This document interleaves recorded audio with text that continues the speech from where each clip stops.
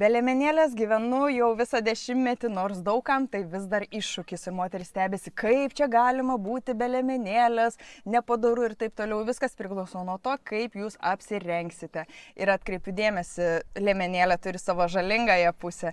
Tai yra užspaudus limfotaką gali grėsti netgi vėžiniai susirgymai, yra tokių mokslinių tyrimų. Taip pat yra pastebėta, kad būtent liemenėlę dėvint nebedirba fascijos natūrali krūtų parama ir krūtis labiau linkusios leisti žemyn. Taigi būti dažniau be liemenėlės yra labai sveika. Ir aš noriu atkreipdėmėsi, kad moteris turi laisvę rinktis, būti be liemenėlės, būti su liemenėlė. Yra daugybė liemenėlių alternatyvų, sportinės liemenėlės, braletės. Dėvėkit jas, tai bus daug geresnis variantas, o namie duokit laisvę savo krūtiniai. Ir čia ateina į pagalbą mano projektas 30 dienų be liemenėlės, kurį aš organizuoju jau 6 metus, daug kas apie jį yra jau girdėję ir per žinias kiekvienais beveik metais parodo.